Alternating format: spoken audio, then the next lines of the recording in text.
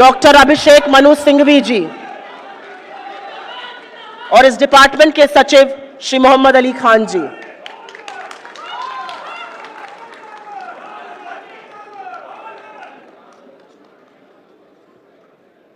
आप सबसे अनुरोध है, अनुशासन बनाए रखिए।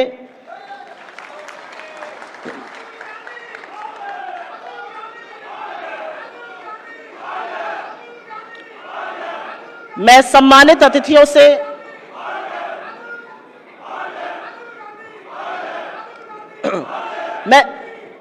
मैं सम्मानित अतिथियों से अनुरोध करती हूं कि वो बढ़कर दीप का प्रज्वलन करें।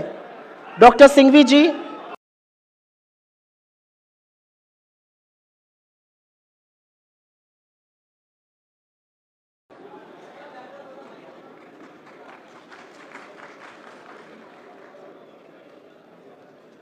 हमारे बीच हमारे सम्मानित नेतागण, सीनियर लीडर्स, सीडब्ल्यूसी मेंबर्स, सांसद और इस देश के कोने कोने से आए हुए वो तमाम लोग हैं जो संविधान की रक्षा दिन रात करते हैं। दीप प्रज्वलन से हम इस कार्यक्रम की शुरुआत करते हैं।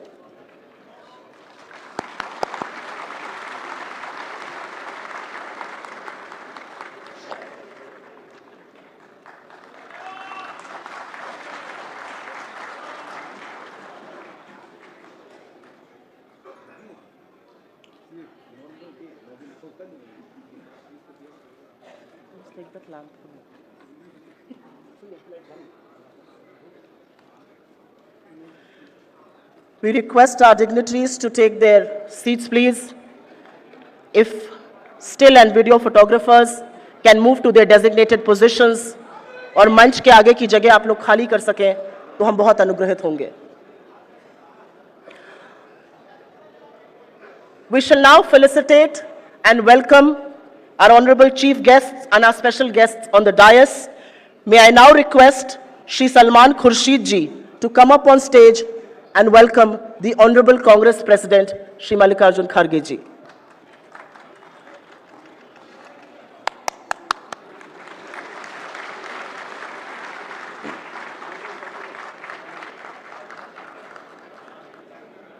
I request Shri Vivek Tankha ji to come up on stage to welcome our Leader of Opposition, Shri Rahul Gandhi ji.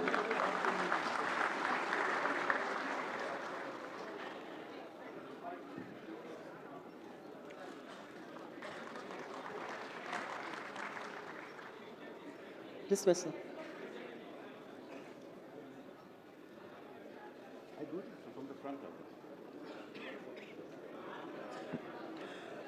Shri Vivek Tankha ji to felicitate Leader of Opposition Shri Rahul Gandhi ji. Shri Harin Rawal ji to welcome the Chairman Dr. Abhishek Manu Singhvi ji.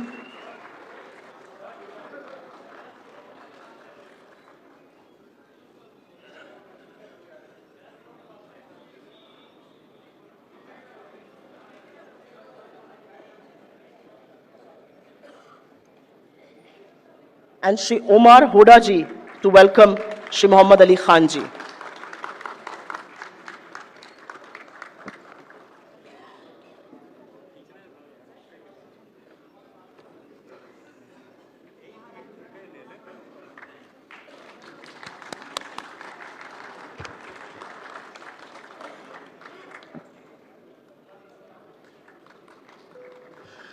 Good morning, namaskar, and a very, very warm welcome to the National Legal Conclave being organized by the Law, the RTI, and the Human Rights Department of the Indian National Congress.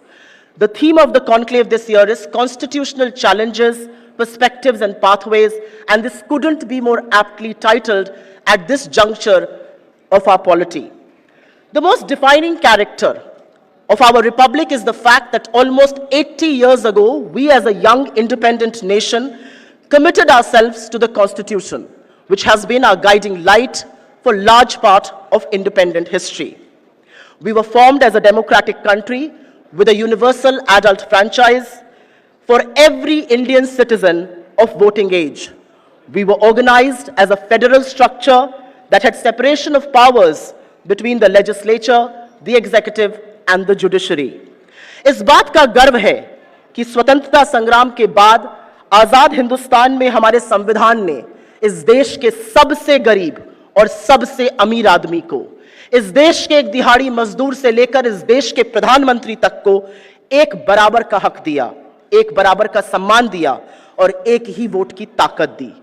इस देश के संविधान ने सदियों से वंचित, शोषित, हाशिए पर पड़े उन तमाम दलितों को, आदिवासियों को, पिछड़े वर्ग के लोगों को आगे बढ़ने का एक मार्ग प्रशस्त किया।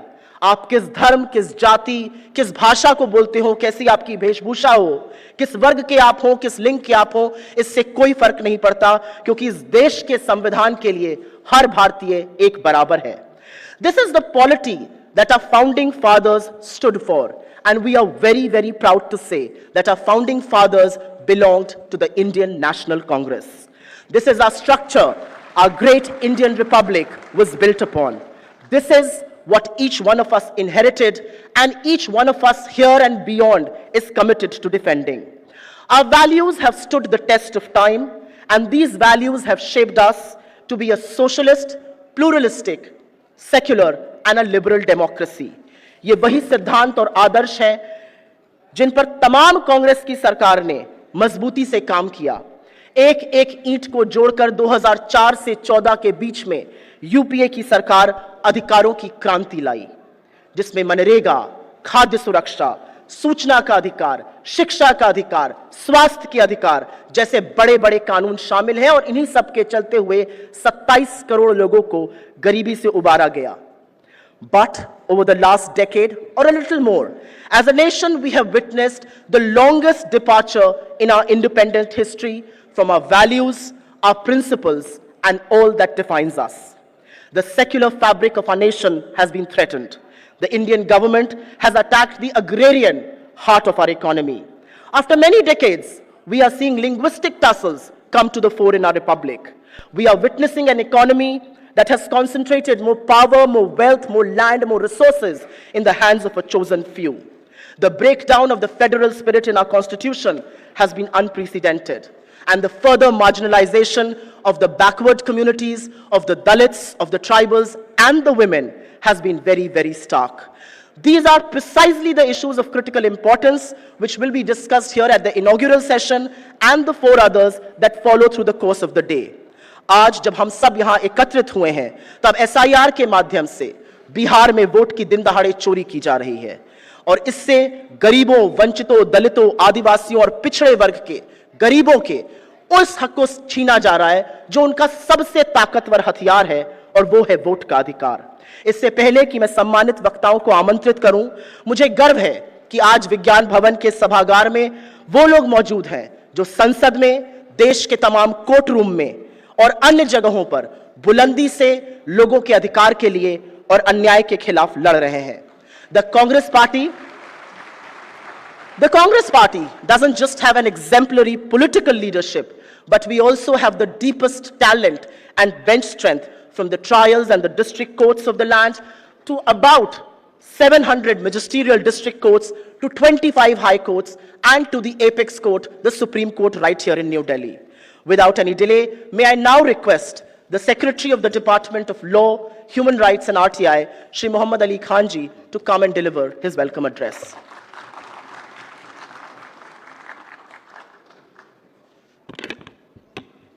Good morning, everybody. Honorable Congress President, Honorable Leader of Opposition Shri Rahul Gandhi ji, Honorable Chairman Sahab, members of the CWC, members of Parliament, Honorable General Secretaries, and Secretaries of the Congress, and my fellow delegates. It is an honor to welcome you to this session. My friends, सन 2011 की बात थी, मैं जयराम रमेश जी के साथ राहुल जी से मिलने गया। विषय था भूमि अधिग्रहण कानून, और जो मसौदा जयराम जी ने राहुल जी को दिखाया, उसमें उन्होंने कॉम्पनसेशन और रिहेबिलिटेशन और रीसेटलमेंट के प्रावधान दिखाए राहुल जी को। राहुल जी ने सुना उसके बारे में और सिर्फ एक ही सवाल पूछा, इसमें उनके लिए क्या है जिनकी जमीन जा चुकी है? What is there in this law for those who have suffered historical injustices? Now, my fellow lawyers know how difficult it is to draft a retrospective clause, but that is where the retrospective clause was born, Section 24(2). Section 24(2) के माध्यम से लाखों लोगों को उनकी जमीन वापस मिली, and they all owe their gratitude to this one gentleman. पिछले साल की बात है, मुझे किसी वेणुगोपाल जी आज आ नहीं पाए, मगर I would be remiss if I did not tell you this story. मुझे उनका फोन आया रात के 1 बजे कि कुछ बच्चे गिरफ्तार हो गए, प्रोटेस्ट कर रहे थे दिल्ली में, उनकी मदद कर दो। मैंने सोचा शायद एनएसयूआई आईवाईसी के लोग होंगे, मैंने वकील भेजे और वो बेसिक प्रोटेस्ट प्रोविजंस थे, केस हो गया क्वॉश। बाद में मुझे अंदाजा हुआ इन बच्चों को तो पता ही नहीं था कि केसी वेणुगोपाल जी ने भेजा है हम लोगों को, वो सोचे थे हमें एनएसयूआई या किसी स्टूडेंट ऑर्गेनाइजेशन ने भेजा है। That is another example I want to share with you. And finally मैं आपको एक बात बताना चाहता हूं, हमारे ऑनरेबल सीपी साहब यहां बैठे हैं। ये 2 साल पहले की बात है, एक आदमी था, वो सीपी साहब का उसे नंबर मिल गया था और वो सीपी साहब को फोन करके वो धमकियां देता था। हम लोगों ने पुलिस में शिकायत की, वो ट्रेस हो गया, वो गिरफ्तार हो गया। अब कुछ दिन के बाद, as my fellow lawyers know, किसी को स्टेटमेंट रिकॉर्ड करने जाना था, तो मैंने नरेश भाई को फोन मिलाया सीपी साहब के दफ्तर में। मैंने कहा नरेश भाई वो गिरफ्तार हो गया, उसके खिलाफ सारे सबूत इकट्ठे हो गए हैं, वो स्वीकार रहा है कि उसने किया है, आप कोई किसी को भेज दीजिए स्टेटमेंट रिकॉर्ड करने के लिए। नरेश भाई टोल्ड मी, सीपी साहब ने कहा छोड़ दो, गरीब आदमी है, बेरोजगार है। ये है कांग्रेस, ये है हमारे नेता, ये है वो मिसाल। These are the lamps that light our way. Where else will you find leaders who, without seeking the credit for it, will focus only on addressing a historical injustice, will focus solely on the fact that those people who have been deprived have to be given some remedy? Where else will you find this magnanimity towards people who don't deserve it, and they never speak a word about it? ये है कांग्रेस। मेरे सारे delegates आज यहाँ मौजूद हैं। I am honored to be one of you. हर राज्य से आज वकील आए हैं, ऑलमोस्ट डॉक्टर सिंह भी will give the details, but आप सबके सब जो हैं, I am honored and proud to call you my colleagues for a simple reason. पिछले 10 साल में हर कांग्रेसी एक परीक्षा से गुजरा है और उस परीक्षा में जो सफल हुए हैं वो 2 क्वालिटीज के साथ उभर के आए हैं, एक निडरता और दूसरा जिद्दीपन। हर कांग्रेसी जो आज है वो निडर है और वो जिद्दी है। And I find that to be especially true of my fellow lawyers, because I know for a fact that every single one of you has borne a professional as well as a financial cost from being associated with the opposition. I know that for a fact, and yet you stand. मुझे गर्व होता है, I would be remiss if I did not tell this. हर राज्य में जब मैं phone करता हूं कि हमें वकीलों की जरूरत है, हमारे लोगों के लिए वकीलों की जरूरत है, सिर्फ एक सवाल करते हैं मेरे सहयोगी, बताओ कहां जाना है और कब जाना है? You are the bricks in the wall that stands between lawlessness and the opposition. You are our delegates.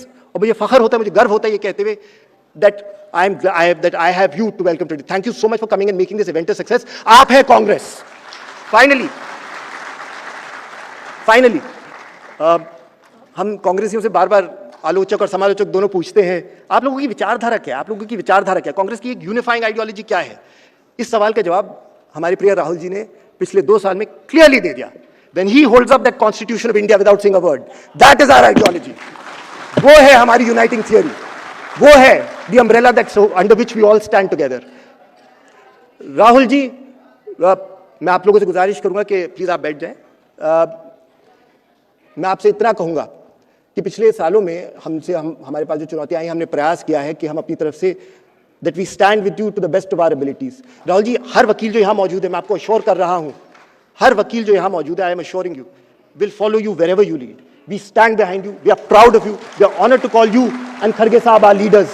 You have set a remarkable example for us. And my friends, वो ये मत भूलिएगा, जब भी अगर आपके दिल में डाउट आए, जब भी आपको सोच में आए कि कैसे आगे बढ़ेंगे, we are just one people and we are in the opposition. No, no, no. We are more than that. We are the Congress. हम है कांग्रेस। बहुत बहुत धन्यवाद। बहुत बहुत धन्यवाद मोहम्मद जी, और बिल्कुल हम हैं कांग्रेस और इस विचारधारा के लिए प्रतिबद्ध हैं। I now welcome the Chairman of the Law, Human Rights and the RTI Department, Dr. Abhishek Manu Singhvi ji, to kindly deliver the Chairman's address. As one of India's most distinguished lawyers, Dr. Singhvi has deftly handled high-profile cases with eloquence and precision. एक वकील के तौर पर अपने legal और बतौर राजनेता अपने पॉलिटिकल एक्यूमेन के लिए विख्यात सिंघवी जी की लगातार बढ़ती मांग और स्पेशली आजकल के दिनों में इस बात का सबूत है कि द्वेष और प्रतिशोध की राजनीति में संविधान और कानून के सामने बड़ी चुनौतियां हैं, और आप जैसों पर यह जिम्मेदारी है कि इस जटिल परिस्थिति के आगे रास्ता निकाला जाए। Doctor Singhvi ji. Honorable Congress President Kharge ji, Honorable Leader of the Opposition Rahul ji, Treasurer Makin ji in absentia. I get a little worried whenever our Treasury is absent. It's a very seriously dangerous sector to be absent in. We are trying to trace him out. My department secretary, Mohammad Khan, Supriya ji, respected members of the Congress Working Committee, honorable chief ministers, all three of our chief ministers are here, I'm proud of that. Former union cabinet ministers, former chief ministers, general secretaries, PCC presidents, members of parliament from both houses, state in charges, distinguished colleagues, delegates, friends, and above all, lawyers, human rights and RTI activists from every nook and cranny of India. And I'll give you some points in a moment about that. Friends, when I last had the privilege of heading this composite department over 15 years ago, at a similar national convention at this very same venue in 2010, in the presence of then Prime Minister Dr. Manmohan Singh and the then Congress President Srimati Sonia Gandhi, whose presence I sorely miss today, I had said that the only sentiment I have is one of being overwhelmed. I experience exactly the same feeling today. Kharge ji has remarkably altered the date of a medical operation in his immediate family, originally scheduled today morning, to honor us by his presence.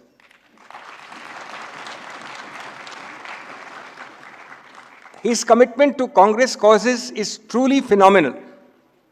Rahul ji agreed immediately on my one call to block his morning amidst his frenetic schedule. We have 42 top Congress functionaries speaking today, all readily participating at my request. That includes all our sitting CMs, each one of them, and a host of the senior-most leadership across all senior designations who will embellish our day-long proceedings today. Over 2,200 lawyers are here across the length and breadth of India. The only geographical areas not represented are Andaman, Nicobar, Dadar Nagar Haveli, Lakshadweep and Sikkim. As I speak, there are 1,650 lawyers in this hall and in hall 5 and 6 of this building, Vigyan Bhavan, where we have live screening. That is 1650. We have at least 200 more crowding the aisles of both all the three halls. And I regret to say, but I'm very happy to note that there are about 600 or 500 odd outside who are either going to be accommodated later or who are being directed to live streaming at AICC headquarters or Akbar Road and to our new auditorium at Indira Bhavan. Both are open for them. माननीय कांग्रेस अध्यक्ष राहुल जी, वकील समुदाय एवं मानवाधिकार और पारदर्शिता के सिपाही हर समाज का प्रबुद्ध और जागरूक वर्ग होता है. विश्व में ये समूह फोर्स मल्टीप्लायर होता है. इस वर्ग के हर एक व्यक्ति में शक्ति है कि न्यूनतम 1000 लोगों को प्रभावित करे. ये सिर्फ संयोग नहीं है कि 1885 में कांग्रेस के पहले अध्यक्ष और पहले अधिवेशन की अध्यक्षता की थी वोमेश चंद्र बनर्जी ने, जो एक सफल वकील थे. हमारी पूंजी, हमारी जीएनपी गांधी नेहरू पटेल का सबका कानून से बहुत निकट संबंध रहा है. हमारे स्वतंत्रता संग्राम की हर कड़ी जुड़ी है इन तबकों से. राजेंद्र प्रसाद जी से लेके बाबा साहेब अंबेडकर, राजगोपालाचारी साहब से लेकर लाला लाजपत राय, मदन मोहन मालवीय से लेकर CR दास, और आपको जिनको रोचन इंटरेस्ट हो, अगर आप रुचि हो तो देखिए मोतीलाल नेहरू के इनकम टैक्स रिटर्न्स 1920 और 30 के. वो हिंदुस्तान के सबसे सफल वकील थे जिनका योगदान, वो प्रिवी काउंसिल जाया करते थे बहस करने, उनका योगदान स्वतंत्रता संग्राम में कितना रहा है.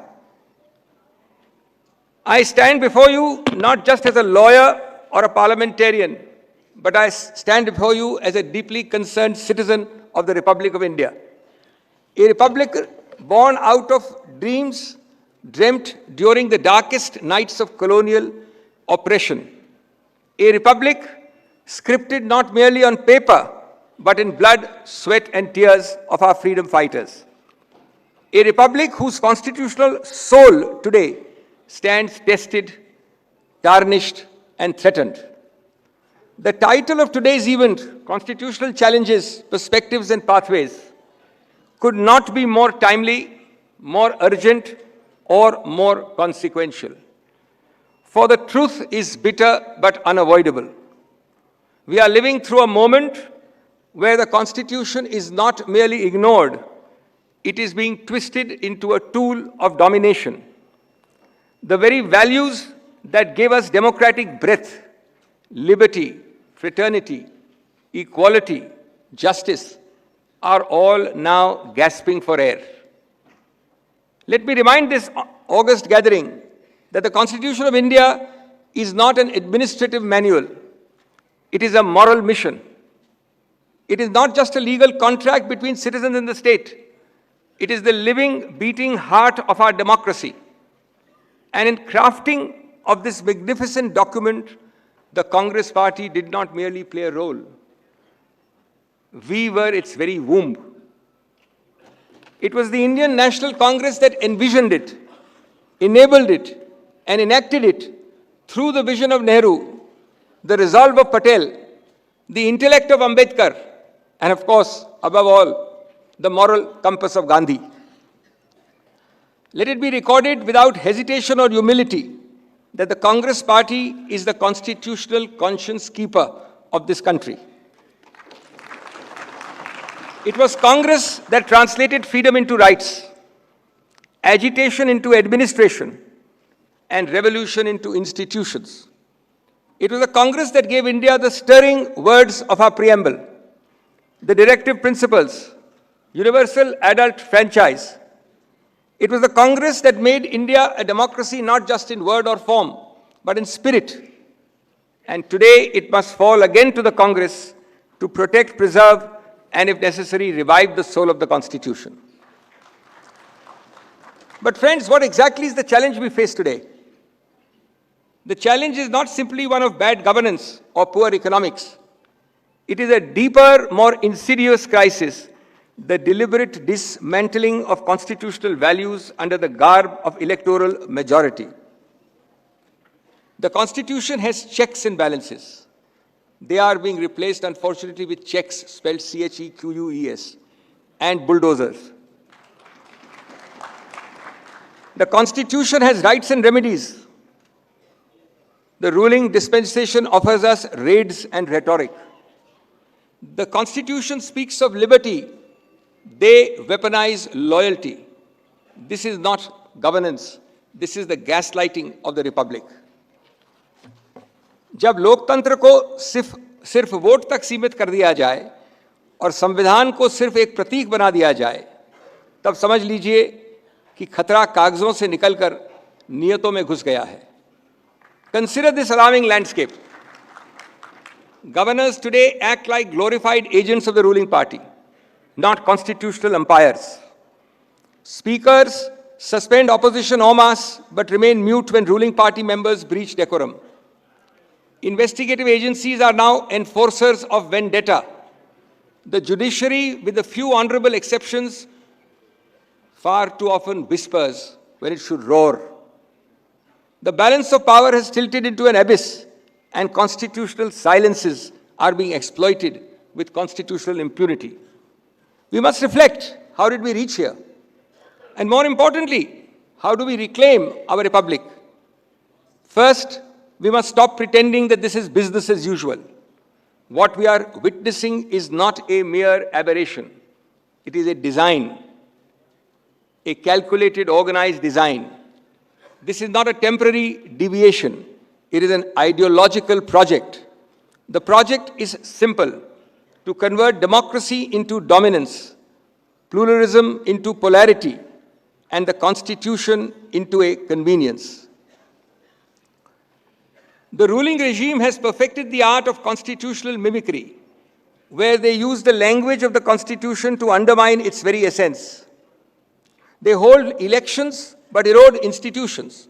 They appoint judges but question judicial independence. They sing Vande Mataram but jail young voices. They lay claim to Ambedkar, but bulldoze the very rights he stood for. They quote Ambedkar at dawn and crush his dream by dusk. This is not nationalism. It is narrative warfare. देश से प्रेम का मतलब ये नहीं कि सरकार से सवाल न हो. देशभक्ति का मतलब ये नहीं कि हक की आवाज दबा दी जाए. और संविधान का मतलब ये नहीं कि वो सिर्फ सरकारी किताब बन जाए. As a constitutional lawyer,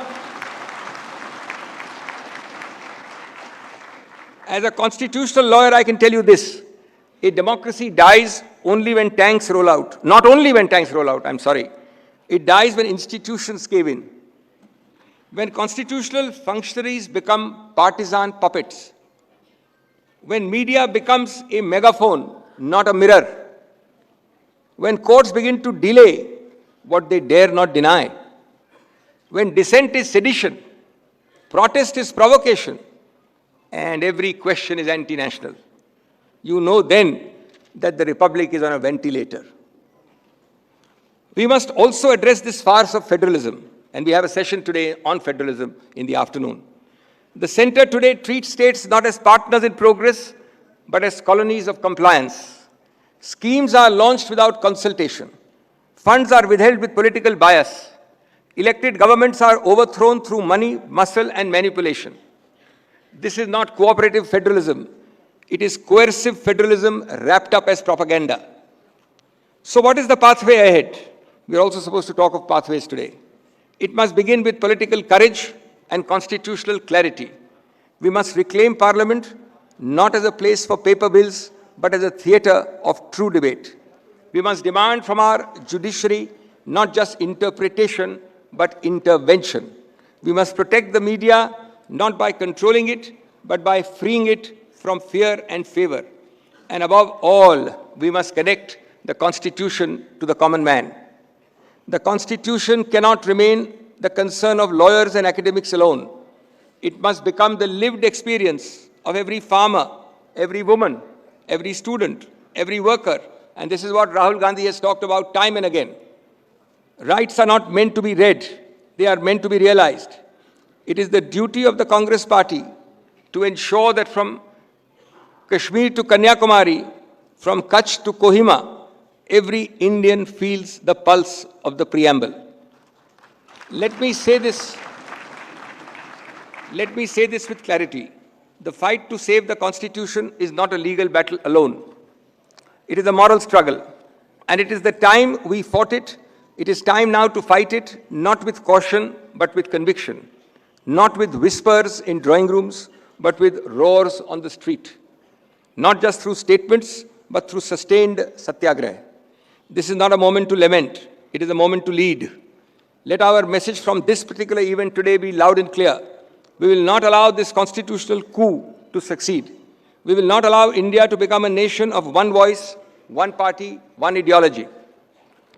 India is not a painting in monochrome. It is a mural of many millions. Erase one hue and the canvas will crack. We believe in the Constitution, in its promise, and we believe in our ability to defend it. संविधान सिर्फ एक किताब नहीं है, ये एक कसम है. और ये कसम कांग्रेस ने सबसे पहले उठाई थी. और जब जरूरत पड़ेगी तो सबसे आगे भी कांग्रेस ही खड़ी होएगी.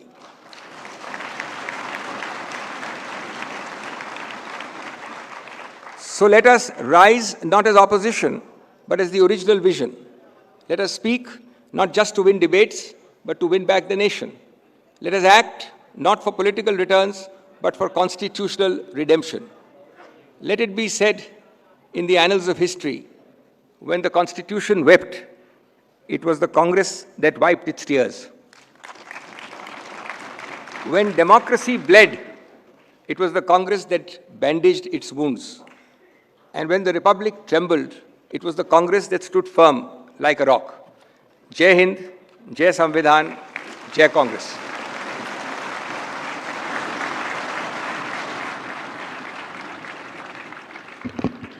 बहुत बहुत धन्यवाद डॉक्टर अभिषेक मनु सिंघवी जी. और आपने बिल्कुल सही कहा, जिन संस्थाओं के ऊपर लोकतंत्र को बचाने की जिम्मेदारी है, वही लोकतंत्र को तहस नहस करने में जुटी हुई हैं और हमारी जिम्मेदारी और बढ़ जाती है. Before we move further, there is a small Priya ji, video. before you go ahead. Sure. Very well. After the video, Yeah. Madam Sonia Gandhi talked to me personally more than once and then sent a very nice message, which I will ask Salman Khurshid ji to read. But after the video, let's have the video first. So we have a small video from the civil society. What do they say about this event, the Constitution? Can we please play the AV?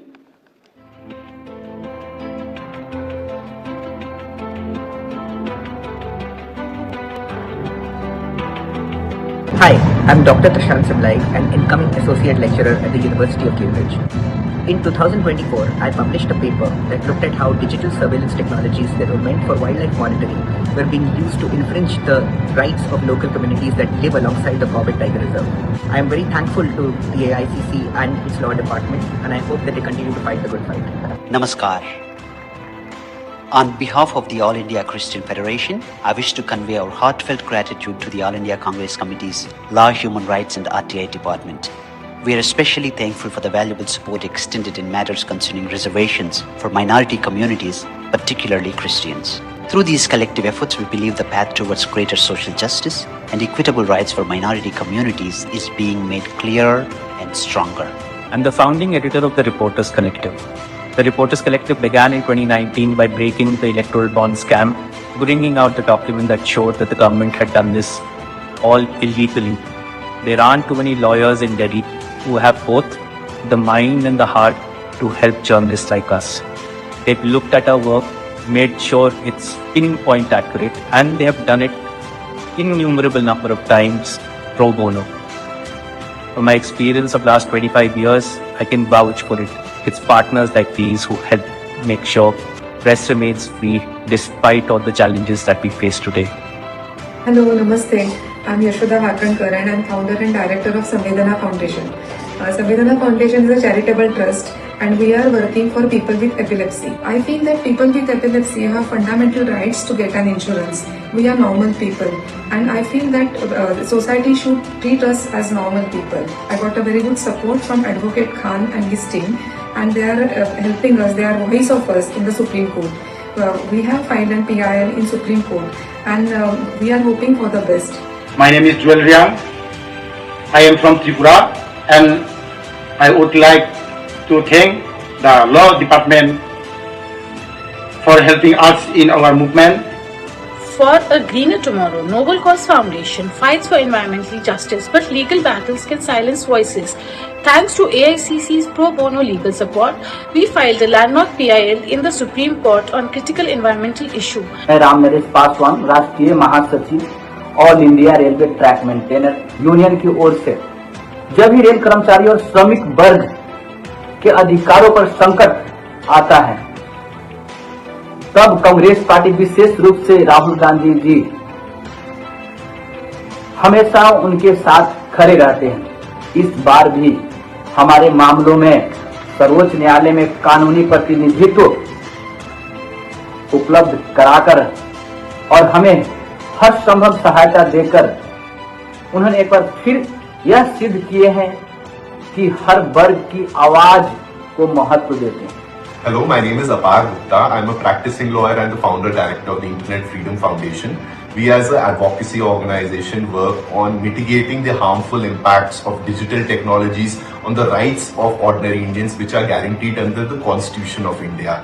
Here I would like to compliment Mr. Muhammad Khan and also several other people associated with the AICC's legal cell and also the Congress party for recognizing the urgency as well as the need to safeguard digital rights.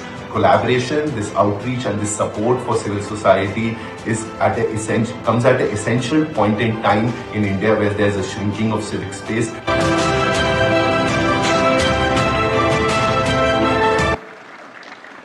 May I now request Shri Salman Khurshid ji to please come up on stage.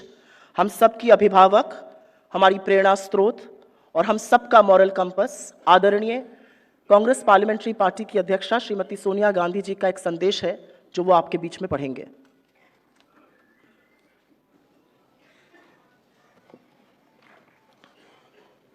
This is the message from the chairperson of the Congress Parliamentary Party, Srimati Sonia Gandhi. The Constitution of India is more than a legal charter. It is the moral foundation of our democracy, built on justice, liberty, equality, and fraternity. It was shaped through the sacrifices and vision of the Indian National Congress. Even before independence, the Congress Party imagined a constitution by Indians, for Indians, from the Nehru Report in 1928 to the demand for a constituent assembly in 1934. Mahatma Gandhi and Jawaharlal Nehru laid the groundwork, and Dr. B.R. Ambedkar, as chairman of the drafting committee, gave form to these ideals. He warned that without social and economic justice, political democracy would be just a top dressing. The Congress recognized this and acted on it, expanding rights, strengthening institutions, and upholding dignity and inclusion. Today, the Constitution is under siege. The BJP RSS, which never fought for freedom or upheld equality, now uses its power to dismantle the very framework it long opposed. Their ideological forebears glorified Manusmriti, rejected the tricolour, and envisioned a Hindu Rashtra, where democracy is hollow and discrimination is the law. In power, they have eroded institutions, criminalized dissent, targeted minorities, and betrayed Dalits, Adivasis, OBCs, and the working poor. Now they seek to erase socialism and secularism, pillars of Ambedkar's vision of equal citizenship. This is not reform, but an ideological coup, replacing our democratic republic with a theocratic corporate state serving the powerful few. India yearns for the inclusion, just and democratic nation envisaged by our freedom fighters and constitutional makers. That is what our Congress Party stands for and fights for. We will oppose every attempt to undermine the Constitution in Parliament, in courts, and on the streets. This is not just political, it is our ideological commitment to defend every Indian's dignity. I commend Dr. Abhishek Manu Singhvi and his team for reigniting this vital conversation. Our mission is clear: to reclaim the Republic and protect the rights of each and every person. New Delhi, August 2nd, 2025.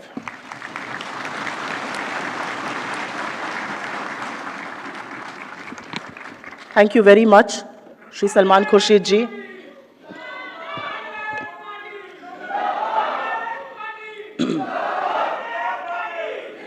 बहुत धन्यवाद आपका, बहुत धन्यवाद आपका। अब हम आगे की कार्रवाई बढ़ाते हैं।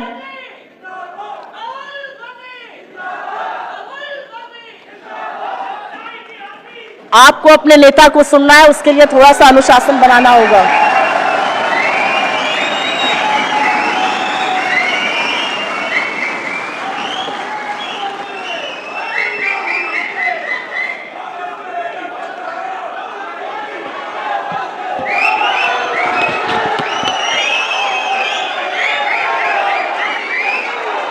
Honorable Kharge ji, Siddaramaiah ji, Revant Reddy ji, Sukhwinder Singh Sukhu ji, Abhishek Manu Singhvi ji, senior leaders on the dais, my lawyer friends, I'd like to welcome all of you here today.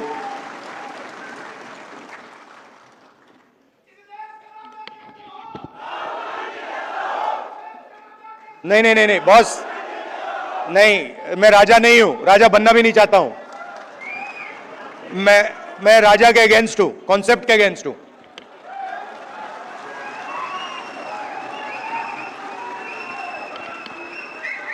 So, you know, I was thinking what to say to you, the legal fraternity, and something came to mind. You know, as a politician, largest chunk of our job is meeting other politicians. And when you meet a politician, as many of you must have done, he will spend a lot of time talking about peripheral issues half an hour, 45 minutes. And then eventually, right before he's ready to leave, he'll come to the point. So it's quite frustrating for me. This is the difference between me and my sister. She has much more patience on this front, so she'll listen, for half an hour, 45 minutes. And I'm thinking, okay, listen, you've come here to tell me something. Cut out the suspense. Tell me why you've come. And this sometimes comes as a shock to us politicians. Because also there's another thing going on. They also need the world to know that the meeting was 1 hour long or 2 hours long. Now, you're exactly the opposite. So, your time is expensive, unlike ours. So you come in and you instantly say what you have to say.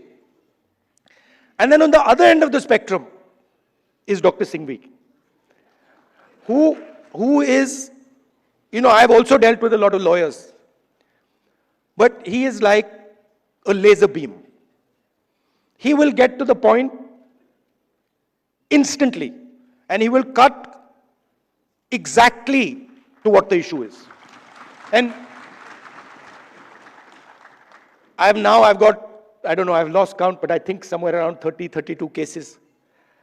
And so I discuss, these cases with him. And it's very refreshing because it's literally, Dr. Singhvi, what do you think? And in 30 seconds, he's told me everything I need to understand has been delivered to me in 30 seconds.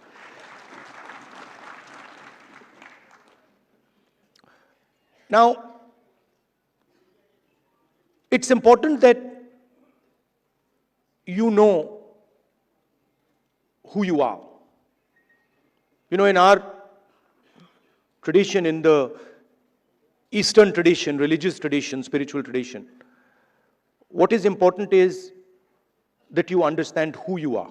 In the Western tradition, it's important that you understand everything around you. But in our tradition, it's important that you understand the self, and you understand yourself and your own structure. So it's important that you know who you are. First of all, the Congress party, you're the people who started the Congress party. So the Congress party was essentially lawyers, right? And Singhvi, you need to be reminded of this because, and I'm not just talking to you, I'm talking to every lawyer in this country. We would not have got freedom. We would not have got freedom if the lawyers of this country had not fought for freedom. All this talk about constitution, this would not be here if it had not been for lawyers. Singhvi mentioned Gandhiji, Nehruji, Patelji, Ambedkar. Those were the top 5 or 6 people. But if you actually look at the Congress party in those days, there were other people, thousands and thousands of other lawyers who were operating at a lower level. So the freedom movement was actually fought in large measure legally. Right? So you are the people who are the backbone of the Congress party. And you are also the people who envisioned this constitution.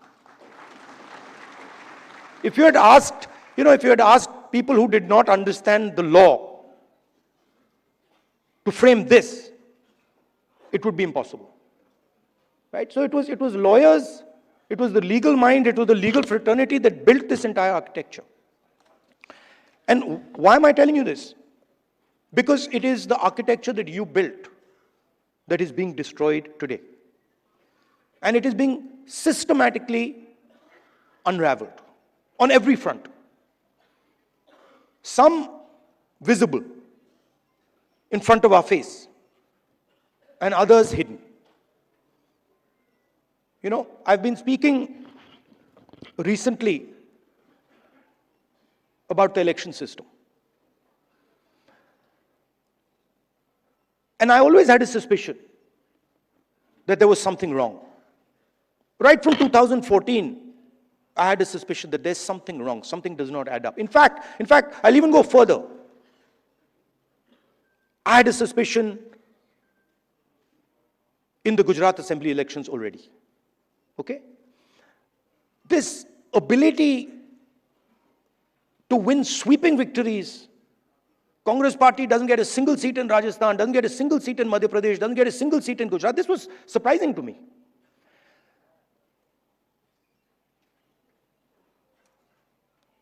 And it went on for some time. There was a conversation, but I could never speak because there was no proof. So whenever we spoke, people said, well, where's the proof? And then something happened in Maharashtra, where in the Vidhan Sabha we won the election, hands down. In the Lok Sabha we won the election, hands down. And then 4 months later, we didn't just lose, we were obliterated. 3 formidable parties suddenly just evaporated. And that's when I thought that this just cannot be. And so we started right then to look seriously for electoral malpractice. We found it in Maharashtra, clearly. 1 crore new voters show up between Lok Sabha and Vidhan Sabha. Bulk of those votes go to the BJP. But still, we didn't have clear proof. So when I would even mention it to our allies, that look, there is clear cheating that has happened, my allies would say to me, yes, we can see that there is cheating that has happened, but we don't have proof. And now, I say with absolutely no doubt that we have proof.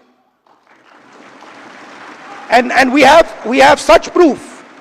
We have such proof that will show the whole country that the institution of the Election Commission does not exist. That it has disappeared. It has taken us 6 months. 6 months of non-stop work to find this proof. Why? Because the Election Commission does not give us electronic versions of the voter list.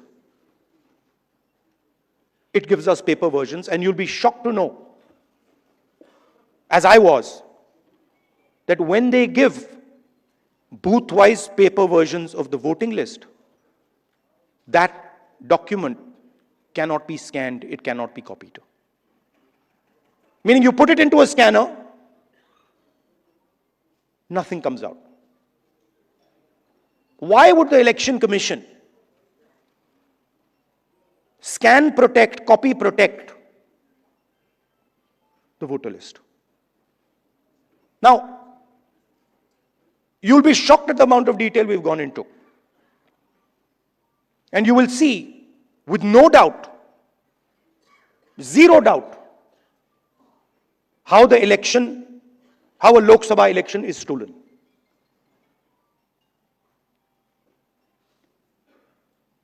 $6.5 lakh voters vote, and 1.5 lakh of those voters are fake.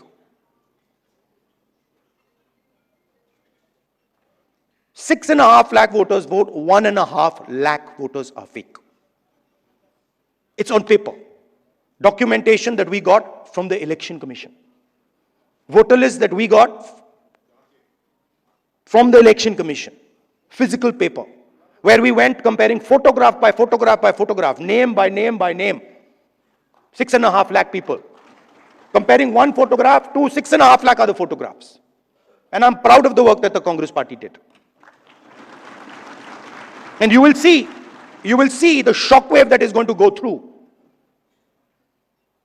the electoral system when we release this data. It's literally like an atom bomb. Because the truth, my friends, is that the election system in India is already dead. Please remember one thing. The Prime Minister of India is the Prime Minister of India with a very slim majority. If 10, 15 seats were rigged, and we suspect actually the number is much closer to 70, 80, 100.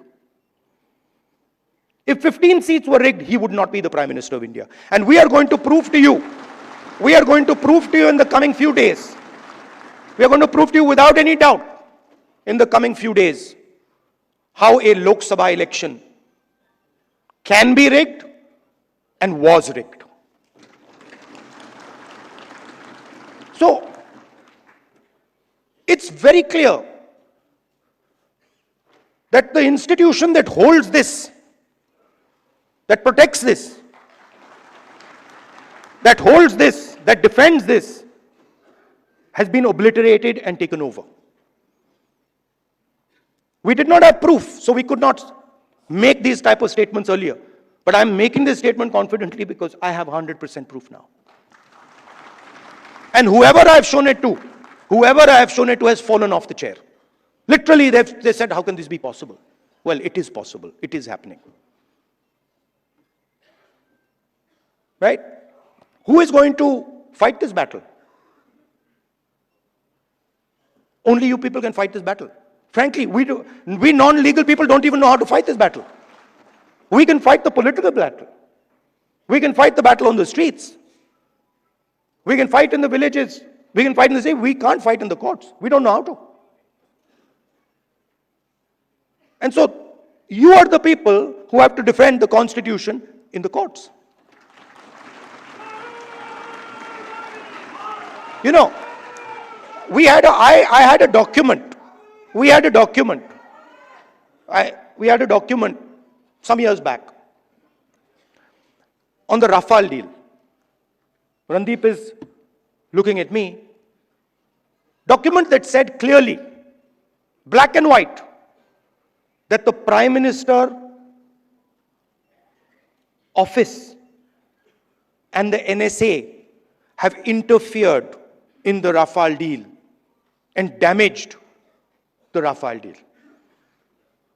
This document itself would have brought down any government in any country of the world. Nothing happened. Nothing happened. You know where the document went. You know where the document died. Nothing happened. I'm fighting 30 cases. Anyone who fights the regime, any political person, anybody who works in the NGOs, civil society knows that the moment you oppose, you will be attacked. You know, I remember when I was fighting the farm laws, and he's not here anymore, so really I shouldn't say it, but I will. And Arun Jaitley ji was sent to me to threaten me. And he said, you know, if you carry on down this path, opposing the government, fighting us on the farm laws, we will have to act against you. I looked at him and said, I don't think you know who you're talking to. I don't think you have an idea who you're talking to. Because we are Congress people. We're not cowards. We're not going to bend. The British couldn't bend us. The superpower couldn't bend us. Who the hell are you? And wherever you look, the problem exists. I mean, I've said it clear as day here that we have 100% proof.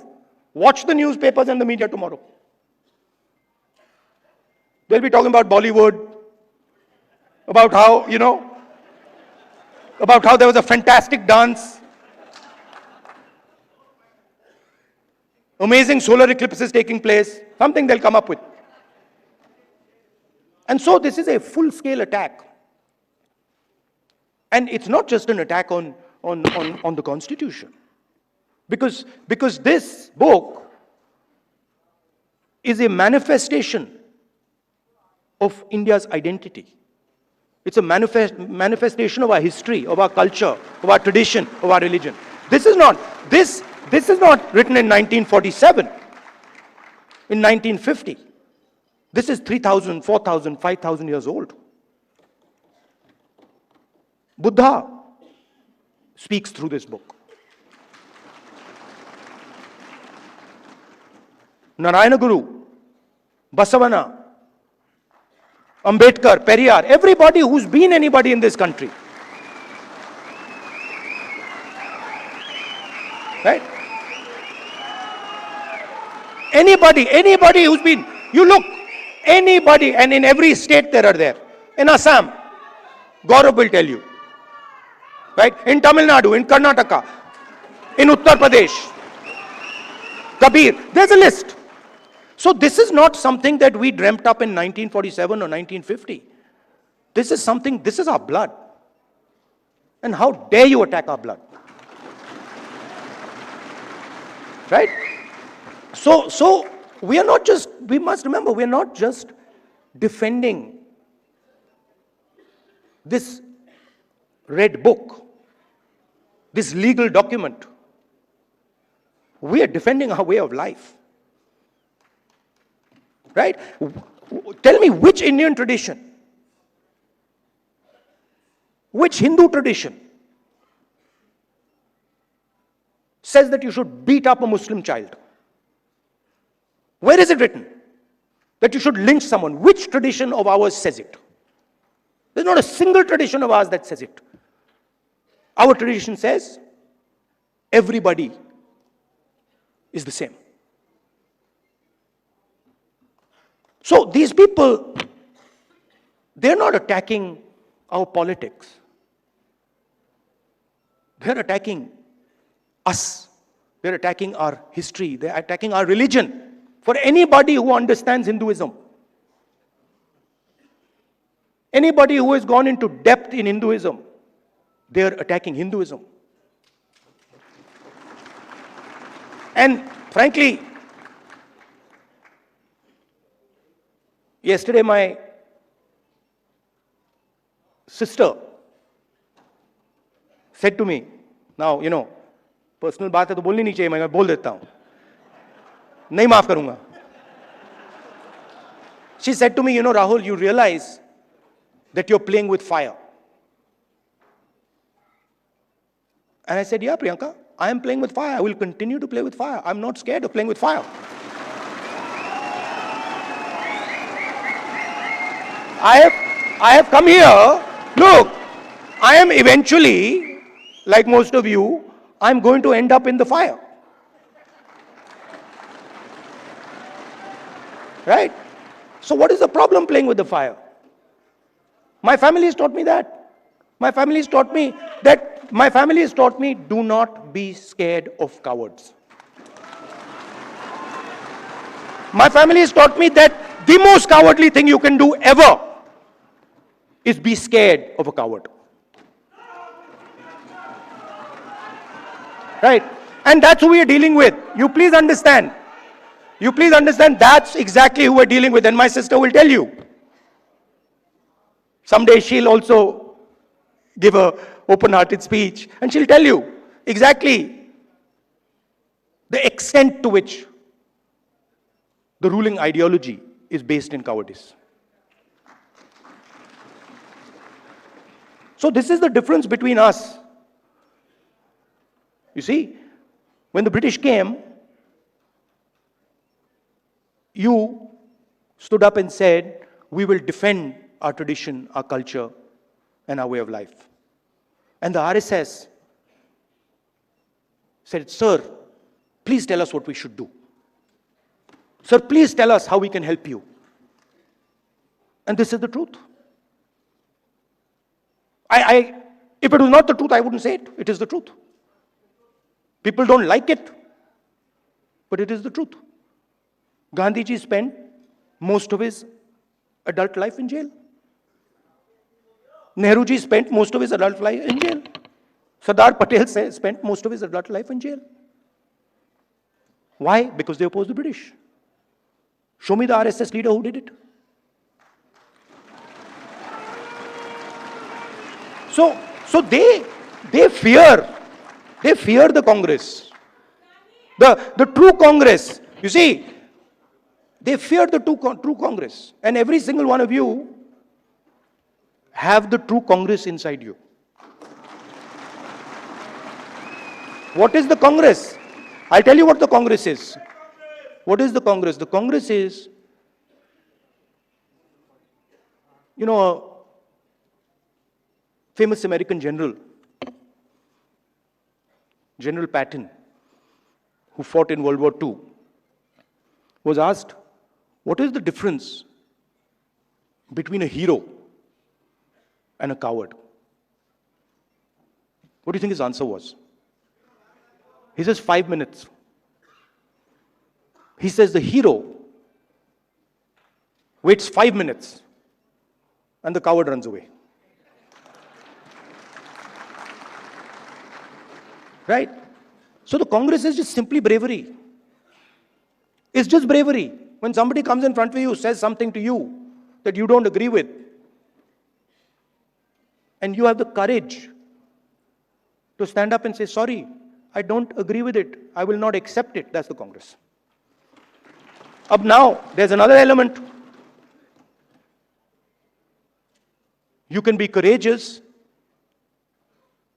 and be wrong.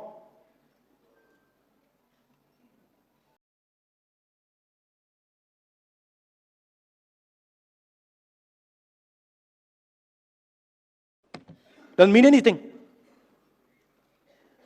We are going to be courageous, but we're always going to be defending the truth, not defending some lie. And then the final thing, most beautiful thing, we're going to do it non-violently. So we will not, no matter what you do, you cut our arms off, we will not act violently towards you. So these three things, the ability to tell the truth, courage, and then not letting your anger overtake you and go into the zone of violence. This is the Congress. And if you want to define the BJP, just do the opposite. No, बड़ी अच्छी तरह fit होता है. If you don't have the courage, you deal in untruth, and you're violent, there you are. That's the difference. So I'd like to finish by saying, you're an inspiration to us. I mean, I know when I'm navigating, when I'm in the कहीं भी डाल दो मैं navigate कर जाऊंगा, but court में मैं नहीं जानता क्या करना है. मुझे कहते हैं, चीमा जी बैठे मुझे कहते हैं, भैया ये बोल मत देना. अभी भी देख रहे हैं, he's looking in my direction and saying ये कुछ मतलब उल्टा सीधा. Right? So I don't understand how to navigate that, and you help us navigate that. Singhvi ji helps us navigate that. Chithambaram ji, Kapil Sibal ji is not here, but he also helps us navigate that. So thank you very much. And finally, Singhvi ji, I had an idea while I was sitting there, which was that, every hospital has a blood bank. When you need blood, there's a blood bank. And these days, because of the nature of the RSS and BJP, legal time has become like blood, right? Many people need this. For the Congress people, it's easy. Sukhuji,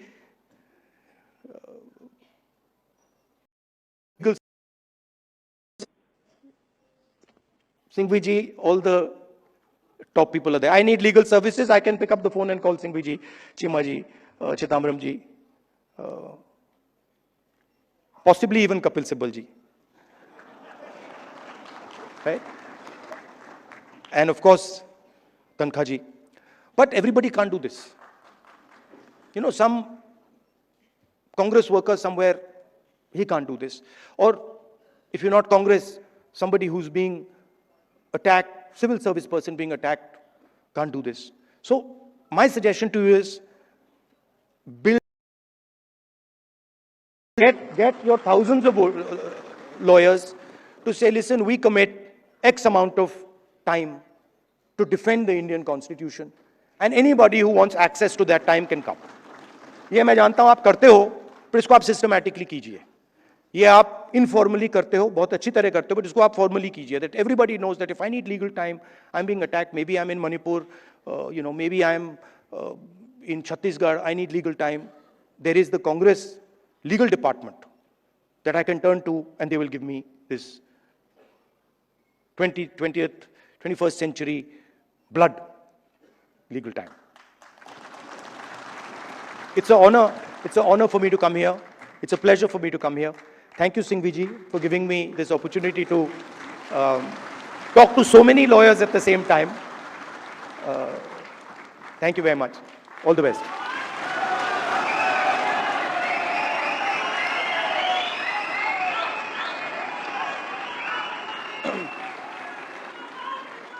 Thank you very much, Rahul ji, for that very inspiring address and for being the crusader of people's rights. आपने इस देश को मोहब्बत सिखाई, और आपने जब 2024 के पहले संविधान हाथ में उठा लिया, तो ना सिर्फ सरकार को ललकारा, बल्कि इस देश में न्याय की उम्मीद जगा दी. और लोकतंत्र के खिलाफ जो षड्यंत्र हो रहा है, and the way you are fighting it brings hope, and we hope that India's republic and our democracy will remain secure. Thank you very, very much for that. There are very few people who walk with the courage of their convictions like you do. Ladies and gentlemen, one of the most towering figures in Indian politics, he embodies resilience, compassion, and an unwavering commitment to social justice. He truly stands for what rising through the rank really means. In his remarkable journey from a bloc president to the elected president of the Indian National Congress, he has overcome profound personal tragedies and societal challenges. In fact, he started his political career as a lawyer for the trade unions. As the party's president since 2022 and leader of the opposition in Rajya Sabha, Shri Kharge ji has demonstrated exceptional political acumen, steering the party with wisdom in a complex political landscape. His commitment to social justice reflects through the setting up of the Siddharth Vihar Trust and the Buddh Vihar in Gulbarga. संविधान में उनकी आस्था और लोकतंत्र के प्रति उनकी प्रतिबद्धता हम सब के लिए एक आदर्श है. सदन के अंदर और सदन के बाहर उनकी वाक्पटुता, उनके तार्किक वक्तव्य और उनकी निर्भीकता के सभी कायल हैं. Without wasting any more time, may I now request the Honorable Congress President, Shri Mallikarjun Kharge ji, to deliver the Chief Guest's address.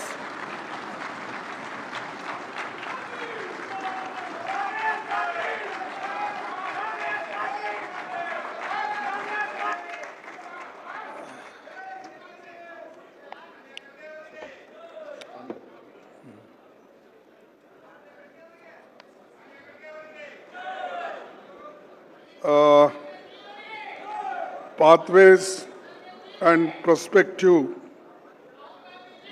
2 August 2025 इसका जो सम्मेलन यहाँ पर हो रहा है और जिसकी तैयारी बड़ी जोर से आप लोगों ने किया है, इसीलिए पहले तो मैं आप सभी को धन्यवाद देता हूँ. अभी आपने राहुल गांधी जी की तकरीर सुनी और बड़े आज जरा जोश में बहुत थे वो कि पूरा लॉयर्स को देखते ही बहुत जोश आ गया, क्योंकि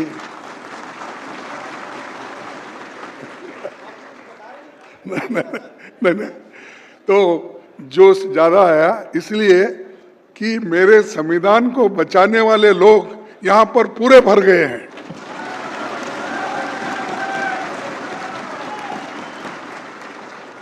इसीलिए हमारे युवा नेता और अपोजिशन पार्टी के नेता श्री राहुल गांधी जी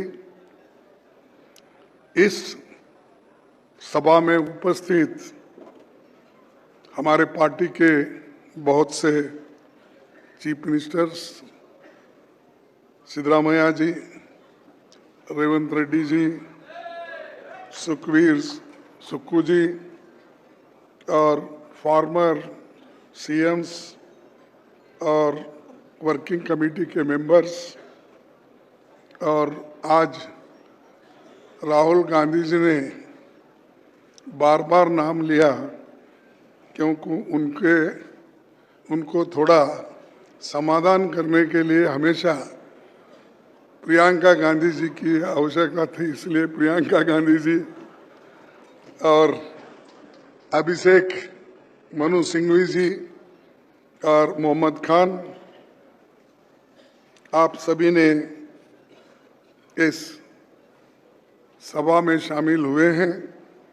इसीलिए मुझे तो बड़ा आनंद हुआ कि इतने देश के सारे लॉयर्स और खास करके हमारे पार्टी के आइडियोलॉजी को संबंध रखने वाले लोग जब यहाँ पर आए हैं, मैं समझता हूँ ये हमारे लीगल सेल का बहुत बड़ा अचीवमेंट है।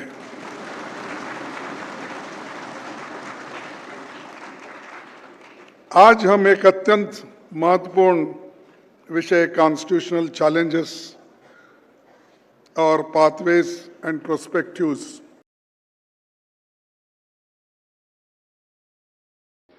हम सब जानते हैं कि भारत का संविधान सिर्फ एक कानूनी दस्तावेज नहीं है, जैसा कि इसका जिक्र राहुल गांधी जी ने भी किया और सिंघवी जी ने भी किया, बल्कि ये हमारे लोकतंत्र की आत्मा है। ये प्रत्येक भारतीय को न्याय, स्वतंत्रता, समानता और भाईचारे का अधिकार देता है। लेकिन आज यही संविधान बड़े खतरे में है। सत्ता में बैठे नेता बदलने की बात कर रहे हैं। बीजेपी, आरएसएस के बड़े बड़े नेताओं का इरादा है कि संविधान के प्रियम्बल से सोशलिस्ट और सेक्युलर शब्द को हटा दी जाए। इतना ही नहीं, अगर उनको लास्ट इलेक्शन में, इन्हें 2024 के चुनाव में 400 सीट मिलते तो वो निश्चित रूप से संविधान ही बदल देते थे। लेकिन ये आपकी ताकत है, इस देश की जनता की ताकत है, और करोड़ों जो मतदार है, वोटर्स है, उन्होंने दिशा बदल दी। और मैं ये कहूँगा कि जो 400 पार कहते थे, उनके मुंह पे तमाचा मारा। यही हमारा बहुत बड़ा अचीवमेंट है और उसका क्रेडिट राहुल गांधी जी को जाता है, क्योंकि उन्होंने कॉन्स्टिट्यूशन को छोड़ा ही नहीं। संविधान बचाओ की जो मुहिम उन्होंने चलाई, और वो संविधान का किताब हर जगह उन्होंने जो लोगों के सामने पेश किया, उससे आज 400 सीट उनको मिल नहीं पाए। संविधान जो खतरे में था, उसको अगर किसी ने बचाया तो हमारे अपोजिशन लीडर राहुल गांधी जी ने बचाया। हम सब लोग साथ में काम करते हैं, और जब एकता के साथ काम करते हैं, यूनिटी के साथ काम करते हैं, ऐसा ही हम कुछ साधते हैं।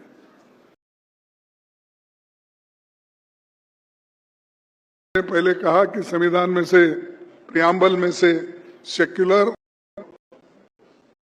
सोशलिस्ट शब्द को निकालने की कोशिश की थी, लेकिन मैं आपको बताना चाहता हूं, यही लोग जिन्होंने अपने पार्टी के संविधान में सोशलिस्ट और सेक्युलर शब्द रखा है, आप बीजेपी आरएसएस के चाल को समझते हैं।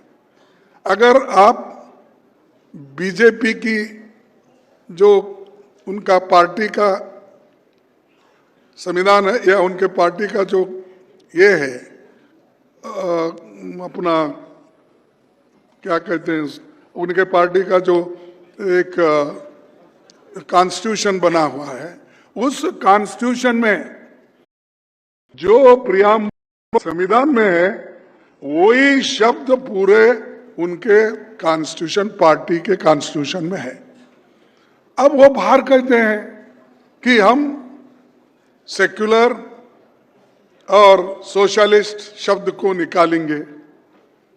भाई आप निकाल ही नहीं सकते, क्योंकि इतनी ताकत आपके पास नहीं है जो ताकत हिंदुस्तान के वोटरों के पास है। तो दोस्तों, ये जो उनका दोहरा चेहरा है और वो हमेशा कुछ ना कुछ नया लाके लोगों को गुमराह करते हैं। लोकतंत्र की रक्षा की जिम्मेवारी तो न्यायपालिका, चुनाव आयोग और मीडिया की होती है, इसीलिए इनकी स्वतंत्रता जरूरी है। लेकिन जब एक न्यायाधीश धर्म विशेष के लोगों के लिए अपशब्द से संबोधन करे और उस पर कोई कार्रवाई ना हो, और जब सरकार मुख्य चुनाव आयुक्त की नियुक्ति की प्रक्रिया से चीफ जस्टिस ऑफ इंडिया को हटा दे या मीडिया पूंजीपतियों के माध्यम से नियंत्रित करे, तो ये लोकतंत्र नहीं, ये तानाशाही है।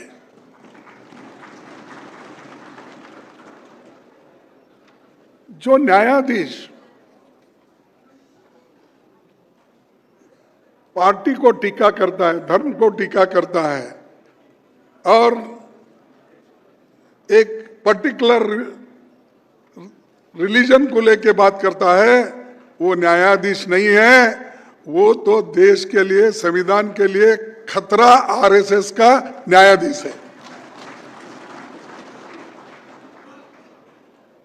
मैं और एक बात आपसे कहना चाहता हूं, बीजेपी शासित राज्यों में अल्पसंख्यकों को और दलितों के साथ भेदभाव आम होता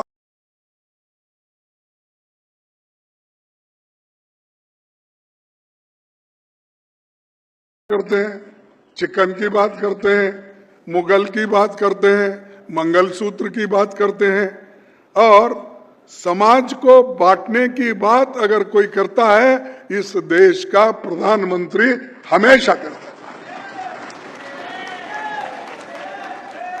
अरे उसको संविधान बचाने के लिए लोगों ने चुन के यहां पर लाया, और संविधान को जो संविधान अनुष्ठान में लाने के लिए उनको लोगों ने चुना, लेकिन संविधान को अगर कोई कुचल रहा है, ये प्रधानमंत्री कुचल रहे हैं, ये बीजेपी कुचल रही है।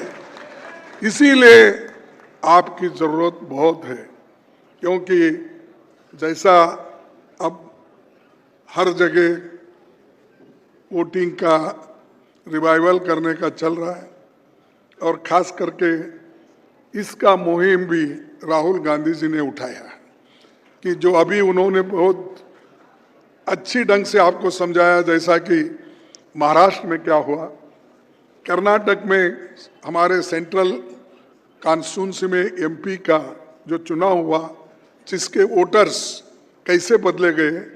10 बाय 10 के घर में रूम में अगर 90 लोगों का वोटर लिस्ट होता है, और महाराष्ट्र में एक हॉस्टल में अगर 9000 वोटर्स होते हैं, तो आप समझिए ये क्या इलेक्शन कमीशन है, क्या ये कठपुतली मोदी जी की कठपुतली है।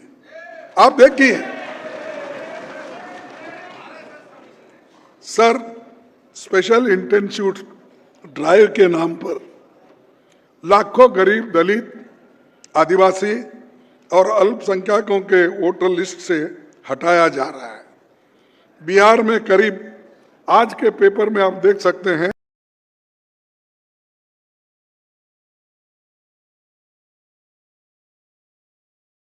गया है।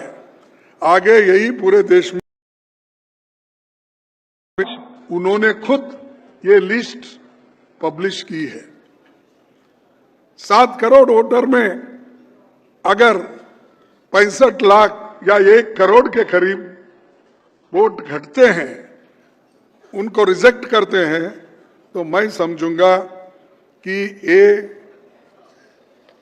सोच समझ के उनकी चाल है। गरीब लोगों को वंचित करना, अल्पसंख्यकों को वंचित करना, और जो थके हुए लोग हैं या जो बहुत ही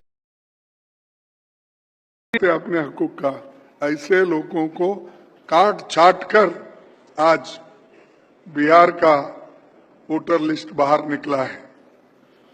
भाइयों, हमारे संविधान निर्माताओं ने सभी को 1 वोट 1 वैल्यू की अधिकार दिया है। ये पंडित नेहरू, डॉक्टर अंबेडकर, निर्माताओं और कांग्रेस पार्टी की देन है। क्या ये लोग तो उस वक्त थे नहीं ना? 1-2 थे। अगर ये वोट तो सिर्फ कांग्रेस पार्टी ने दी। कांग्रेस पार्टी के संविधान को ये मिला है। और डॉक्टर अंबेडकर 15 जून 1949 को संविधान सभा में कहा, क्या कहा? Franchise is a most fundamental thing, is a most fundamental thing in a democracy. कोई भी व्यक्ति जिसे हमारे संविधान के हिसाब से वोटर लिस्ट में शामिल किया जाना चाहिए, उसे किसी लोकल गवर्नमेंट के प्रिजुडिसेस या किसी ऑफिसर की विम पर बाहर नहीं किया जाना चाहिए। ये उस वक्त आर्टिकल 289 जो ड्राफ्टिंग कमेटी का आर्टिकल, उसी वक्त उन्होंने कहा कि किसी के दबाव में आके, या लोकल गवर्नमेंट हो या कोई लोकल लीडर्स हो, ऐसे लोगों के दबाव में आके अगर आप वोटर्स को वंचित करते हैं वोट से, तो ये अच्छा नहीं। उसी वक्त उन्होंने कहा है। तो जो संविधान सभा में चर्चा हुई, उसके खिलाफ काम आज ये गवर्नमेंट कर रही है और इलेक्शन कमीशन कर रहा है। और इलेक्शन कमीशन को तो बहुत बड़ा लेसन राहुल जी ने दिया है। उनको कहा कि आओ देखो, हम आपको दिखाएंगे। लेकिन इलेक्शन कमीशन पाप बेचारा वो भी परेशान है, क्योंकि अब वो कहा, सच कहा तो वहां रह नहीं सकता। अगर झूठ बोला तो लोग छोड़ते नहीं उसको। अब राहुल जी जैसे नेता लोग उसके पीछे पड़े, वो घबराया। और बात में उन्होंने कहा, राहुल जी ने, तुम पद पे रहो या न रहो, तुम रिटायरमेंट होने के बाद भी हम आपके पीछा लगेंगे।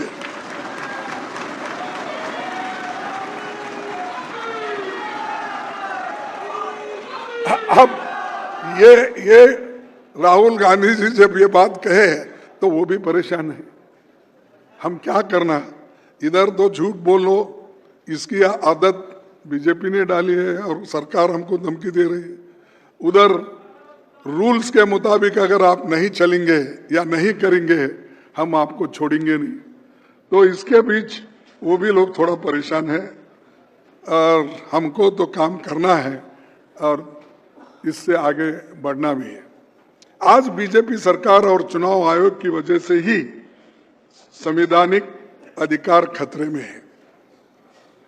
सुप्रीम कोर्ट ने इसकी गंभीरता समझी, लेकिन सुप्रीम कोर्ट की बार बार सलाह के बावजूद चुनाव आयोग ने Aadhaar card, voter list, ID, ration card आदि डॉक्यूमेंट्स को अपनी लिस्ट में शामिल नहीं किया था, इसको करने के लिए उन्होंने ओरल इंस्ट्रक्शंस भी दिया था, लेकिन इन्होंने नहीं किया, नहीं करना भी चाहते हैं, क्योंकि ये सब लोग अगर हम वोटर लिस्ट में डालेंगे, ये लोग देश के हित में कांग्रेस को ही वोट देंगे, ये समझकर उन्होंने इन लोगों को वो निकाल रहे हैं। ये गलत है। एक बार वोटर लिस्ट में लाओ, वो डेमोक्रेसी में किसी को भी वोट दे सकते हैं, लेकिन चुन चुन के ये काम कर रहे हैं। और जैसा राहुल जी ने कहा, और हम ये कहेंगे, कांग्रेस पार्टी उनको नहीं छोड़ेगी, जहां भी है उनके शब्द में बोलूंगा, पकड़ लेके लाएंगे। उन्होंने ये कहा कहीं भी अगर छुप गए तो भी हम पकड़ के लाके उनको पूछेंगे ये गलतियां क्यों कर रहे हैं। दूसरी बात, आज देश की परिस्थिति क्या है? आज देश की 1% आबादी के पास 40% संसाधन है, धन है, पैसा है, और आज हायर एजुकेशन तो गरीबों के लिए सपना बना है। 6 लाख 60 लाख फीस बच्चे, गरीबों के बच्चे कहां से लाएंगे? और हमारे संविधान में तो डायरेक्टिव प्रिंसिपल्स में आपने कहा है कि शिक्षा सबको मिलेगा, सबको देंगे, फ्री एजुकेशन। इसीलिए श्रीमती सोनिया गांधी जी ने जो एक्ट लाया शिक्षा का, फ्री एजुकेशन का, लेकिन आज ये गवर्नमेंट एजुकेशन भी बेच रही है, और गरीब के पढ़ने के लिए जो सरकारी स्कूल खोले थे वो भी एक बंद कर रहे हैं। इसीलिए प्राइवेट लोगों को इसका फायदा हो, गरीब लोग उससे पढ़ने से वंचित हो, ये उनका फैसला है। तो हमको ये सब चीजें बताना है, स्वास्थ्य के लिए, शिक्षण के लिए, न्याय के लिए, हम सबको कुछ करना है। तो इसीलिए मैं आप सभी लॉयर से भी इसके बारे में भी आपको ज्यादा, आज विपक्षी सरकारों को गिराकर अल्पमत की सरकारें बनाना, नेताओं पर झूठे मुकदमे चलाना, प्रश्न लोगों को जेल में डाल देना, आरटीआई कार्यकर्ताओं का हत्या करना और आरटीआई कानून को कमजोर करना, ये न्यू इंडिया का न्यू नॉर्मल बन गया है। यही उनके शब्द ही है, न्यू इंडिया न्यू नॉर्मल। वही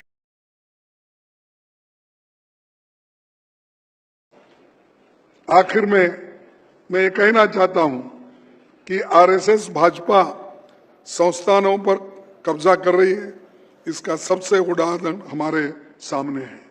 जितने भी गवर्नमेंट के स्कीम हो, पूरे आरएसएस के इंस्टीट्यूशन से कर रहे हैं, उनके संस्था से कर रहे हैं। जितने भी गवर्नमेंट के स्कीम्स आते हैं अपने कार्यकर्ताओं को दे रहे हैं, और देकर सच झूठ कुछ भी हो, सिर्फ बीजेपी को और आरएसएस को फायदा हो, ये काम वो कर रहे हैं। तो जब आवाज उठाते हैं उनको जेल भेजा जाता है, उनके ऊपर उनको हरास किया जाता है। तो मैं आप विनती करूंगा,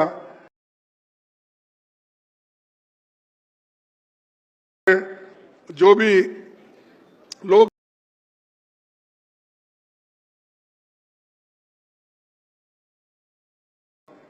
आप सभी लोग एक होकर हमारे साथ खड़े होंगे, कार्यकर्ता के साथ खड़े होंगे, ये मैं आशा करता हूं। आपने गौर किया होगा कि सांसदों को बोलने नहीं ठहरते हैं, और राहुल गांधी जी को, मैं यहां पर राज्यसभा में हूं, माइक नोटिस देने के बाद भी जब हम पॉइंट ऑफ ऑर्डर उठाते हैं या नहीं किसी रूल्स के तहत हम बोलना चाहते हैं, हमको बोलने ही नहीं देते।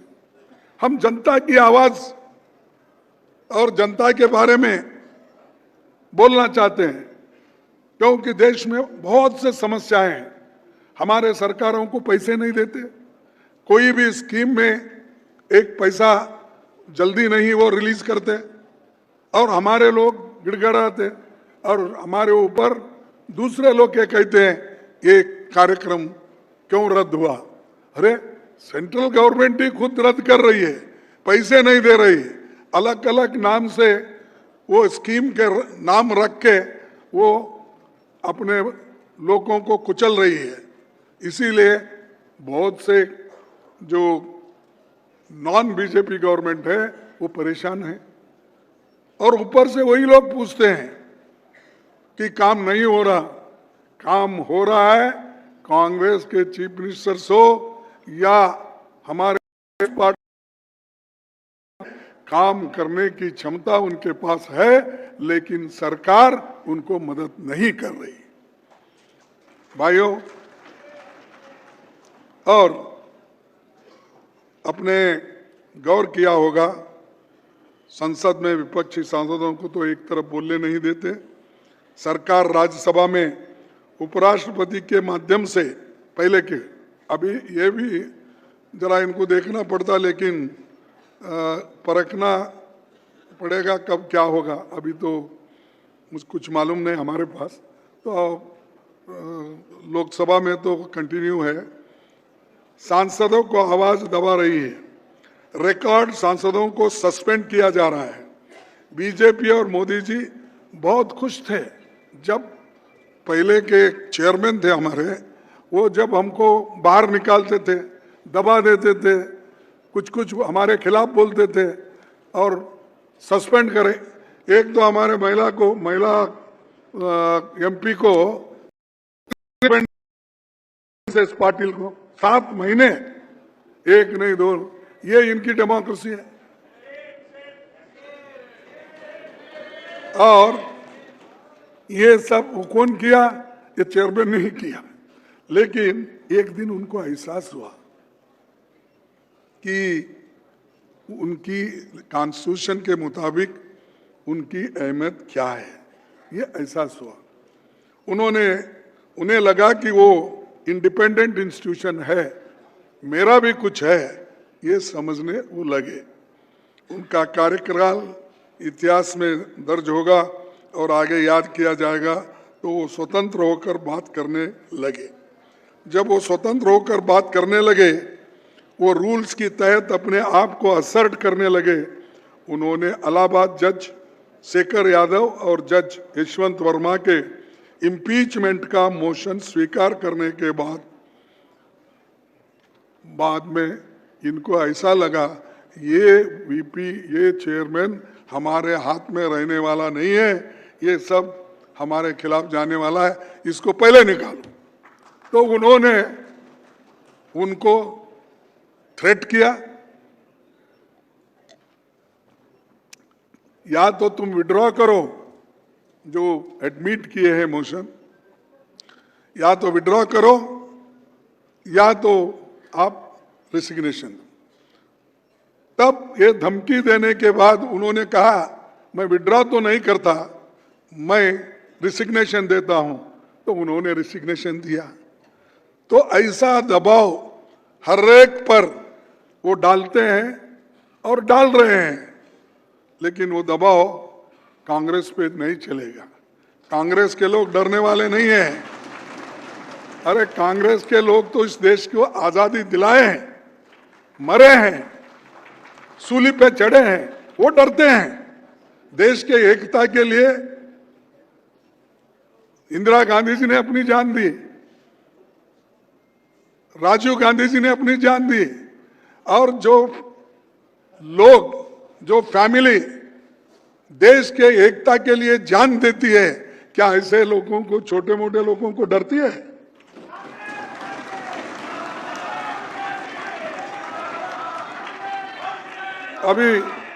अभी बोल रहे थे राहुल जी, किसी एक वकील ने उनको बुला के धमकाया, ऐसा कुछ। हाँ, अरुण जेटली, ठीक बोले, तो अरुण जेटली डरा। अरे वो किसी को डरने वाले ही नहीं, अब अरुण जेटली को क्या डरेंगे? क्योंकि सच जो बोलता है और सच्चाई पे जो चलता है उसको कोई डरा नहीं सकता।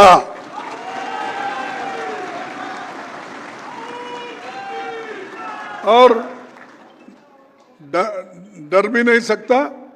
और डरेंगे क्यों? अगर हम कोई गलती करेंगे, अगर हम झूठ बोलेंगे, अगर हम किसी को सताएंगे उनके, तो उस वक्त अरे भाई हमने गलती की थी, उन्होंने कहा, यहां गलती नहीं के लिए वो बोलते हैं, तो उनका काम होता है सुनना। लेकिन मोदी जी ये बर्दाश्त नहीं करते और उनका इस्तीफा मांगा। आप बेचारे वो अब घर में बैठे, इसलिए मैं ज़्यादा नहीं बोलता, अच्छा भी नहीं। अगर ये इन्फॉर्मेशन उनको पहुंचा तो भी मैं माफ़ी मांगता हूं उनसे, क्योंकि उनकी सुनते, बीजेपी का सुन के, आरएसएस का सुन के उन्होंने गलती की, उन्होंने खुद गलती नहीं की। तो जब आदमी खुद गलती करता है इंटेंशनली, उसको हम ब्लेम करना चाहिए। लेकिन इन्होंने तो उनके तरफ से गलती की, उनको बचाने के लिए झूठ बोला, अपने आप को बचाने के लिए नहीं। तो इसीलिए मैं आज ये भी आपके सामने ये बात रखना चाहता हूं, किस ढंग से वो चेयरमैन को भी डराते हैं। अब दूसरे लोगों को तो कितने डराए होंगे उन्होंने। और एक कल ही मैंने एक उपसभापति को पत्र लिखकर सदन के अंदर हमारे पास सीआईएसएफ के मौजूदगी के बारे में आपत्ति जताई। अरे कभी पार्लियामेंट में कोई लोग, बाहर के लोग नहीं आ सकते, उनकी सिक्योरिटी रहती है और वो हमारे को देखते हैं, काम करते हैं, मदद करते हैं। लेकिन उन्होंने ऐसा किया कि बाहर के लोग को हस्तक्षेप करने के लिए सदन में लाया। ये लेटर भी मैं कल लिखा हूं, आज आप देखे होंगे, पेपर में भी आया है। और इसीलिए उस वक्त संविधान निर्माताओं ने पार्लियामेंट्री सिक्योरिटी सर्विस की स्थापना की। इसके अधिकारों को संसद के अनुरूप काम करने की ट्रेनिंग दी जाती थी। कंट्रोल, इसका कंट्रोल लोकसभा अध्यक्ष और राज्यसभा के सभापति के हाथ में था। लेकिन वो निकाल कर आज वो लोग सीआईएसएफ को अंदर बुला रहे हैं। ऐसा भाग के आते हैं कि जैसा कि टेररिस्ट को मार रहे हैं। टेररिस्ट को तो जल्दी मार नहीं सके, हम लोगों को मारने के लिए आ रहे हैं अंदर घुसपैठ।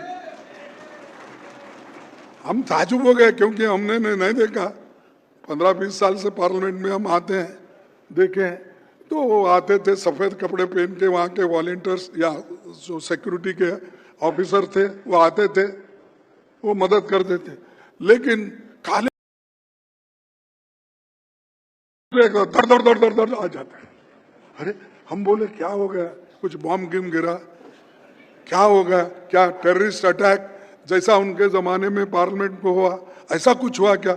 डर गए हम, क्योंकि ये पहली बार देख रहे ना हम, इससे पहले नहीं देखे। तो ये ऐसे काम कर रहे हैं क्योंकि ये भी हमारे होम मिनिस्टर के हाथ में है। पार्लियामेंट का अधिकार उन्होंने लिया है, सब अधिकार ले रहे उन्होंने, लेकर सीआईएसएफ सीधा गृह मंत्री को रिपोर्ट करता है। उनकी तैनाती विपक्षी सांसदों को दबाने और डराने का प्रयास है। हम सरकार के इस कदम की घोर निंदा करते हैं। कांग्रेस पार्टी ने संविधान का निर्माण किया और समतावादी समाज की रचना की। हमारी पार्टी ही इन मूल्यों को जीवित रख सकती है। हमें लोकतंत्र होगी, इस काम में आपका योगदान बहुत महत्वपूर्ण होगा। हमारे संविधान बचाने की मुहिम ने लोकसभा चुनाव में जनता को जागरूक किया, जिसका जिक्र मैं पहले अभी किया था, जिसकी वजह से आज विपक्ष मजबूत स्थिति में है और हर चैलेंज को फेस करने की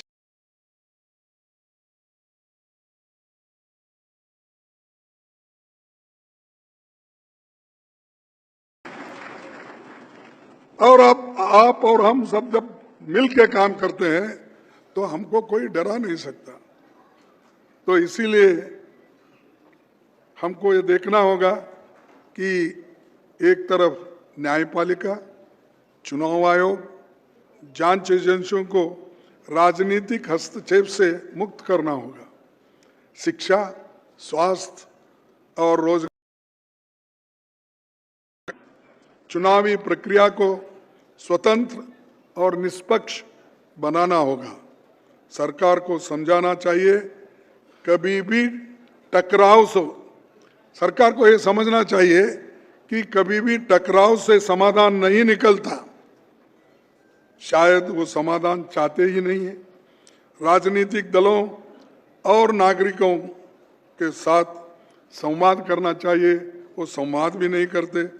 पार्लियामेंट मेंबर्स को बुलाकर बात भी नहीं करते और हमारे मोदी साहब तो वहीं बैठे रहते, टीवी देखते रहते अपने रूम में, लेकिन पार्लियामेंट में कदम नहीं रखते। क्या समझ में नहीं आया मेरे को। अरे आप टीवी वहां देखने के या अंदर आके ये फिजिकल देखो ना, वो देखने को तैयार नहीं। उनको क्या डर है मेरे को समझ में नहीं है। आप निडर हो ना, ठीक है, हमारा देश का नेता निडर होना चाहिए, वो सामने भी नहीं झुकना चाहिए।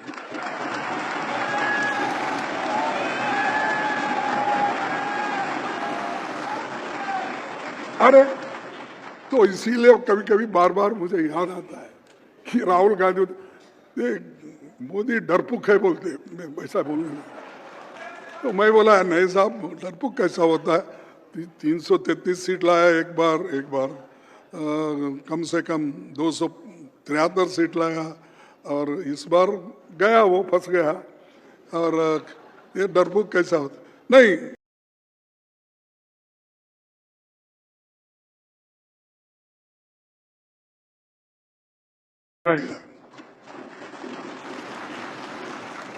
तो ठीक है, हमको डरा रहा है क्योंकि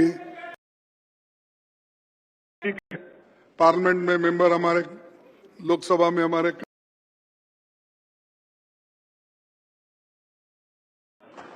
ट्रंप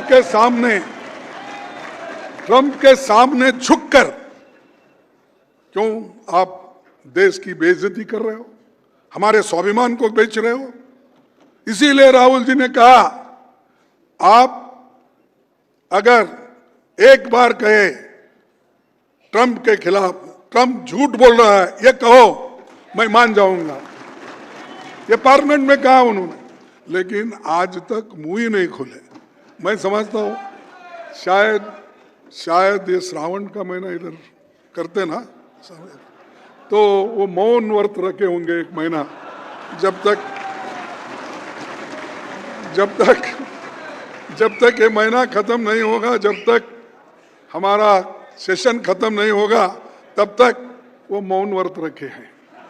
तो डर के नहीं, वो मौन व्रत रखे क्योंकि भगवान से आए ना, वो क्या है, नॉन बायोलॉजिकल ये है, इसीलिए वो किसी को ये नहीं करता। तो इसीलिए ऐसा आदमी इस देश के प्रधानमंत्री बने।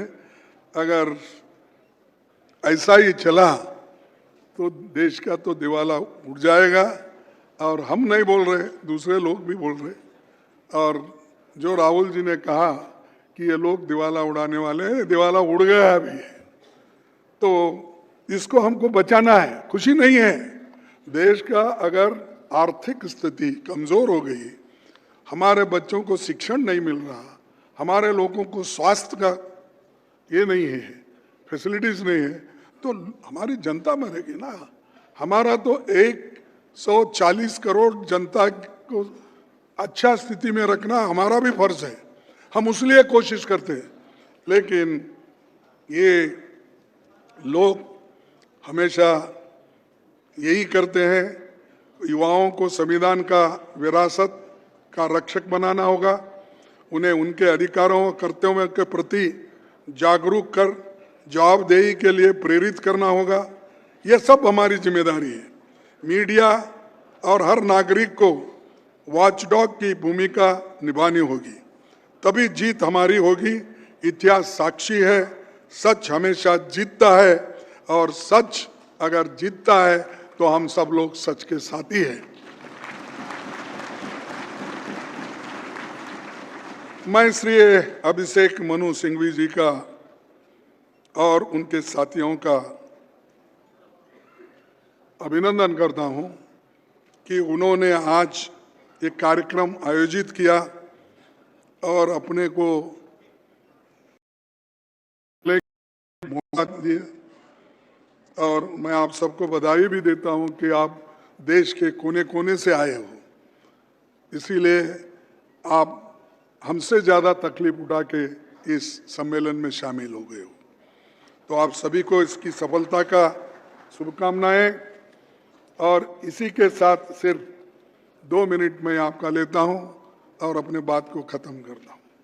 इसी के साथ मैं बताना चाहता हूं कि बीजेपी और हमारे विरोधी लोगों का जिन राज्यों में शासन है, वहां हमारे वर्कर्स के खिलाफ सच बोलने पर झूठे मुकदमे किए जाते हैं और उन्हें डराने के लिए, उनका मुंह बंद करने के लिए उनके परिवार वालों को उसके ऊपर केस डालते हैं और उनको हरासमेंट करते हैं और उनको डिमोरलाइज करते हैं ताकि वो कांग्रेस के साथ न जुड़े।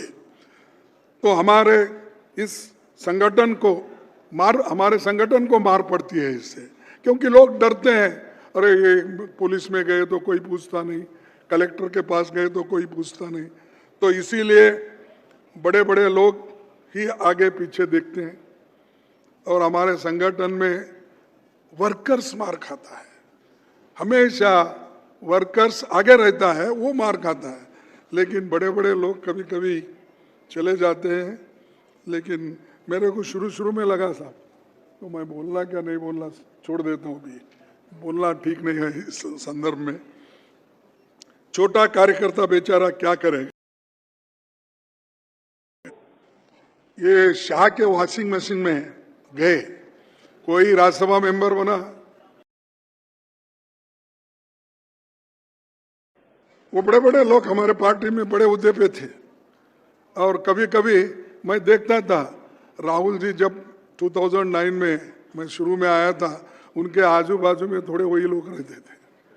तो देखने के बाद मेरे को देखने के उन्हें घेर लिया। हाँ? हमारे जो लोग हैं, आइडियोलॉजी पे जो विश्वास रख के लोग बैठे हैं, तो ये कब्जा तो ये लोग कर दिया, आजू बाजू यही लोग हैं।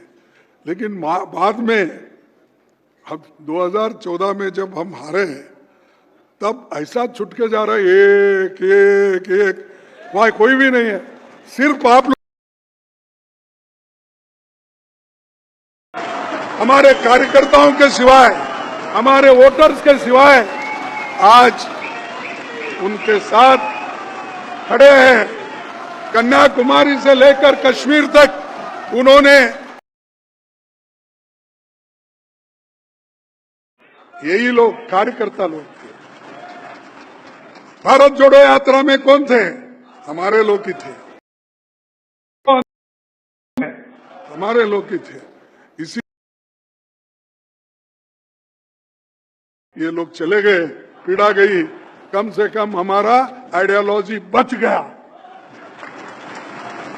तो ये शाह के वॉशिंग मशीन में चले गए, कुर्सी की लालच में गए, जाने दो, कोई परवाह नहीं। देश लीगल, मेरे साहब बहुत बड़े बड़े वकील भी हैं, मैं अपने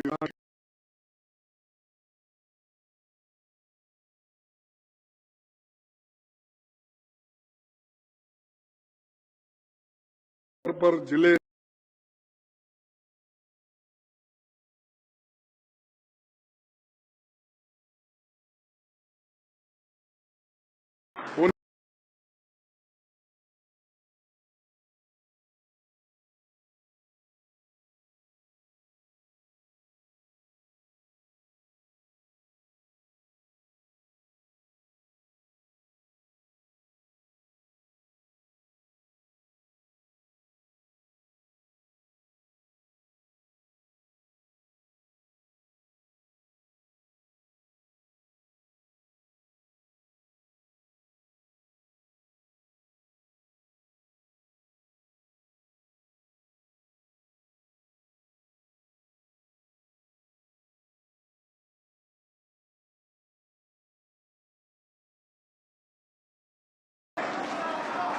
मैं आप धन्यवाद के साथ यही आपसे रिक्वेस्ट है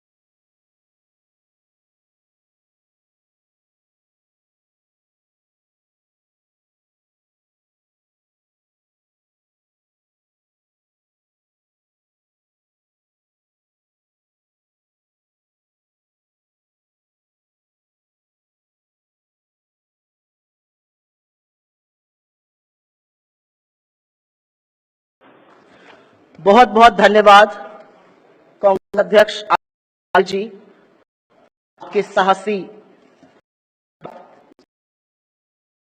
अभिषेक मनु सिंह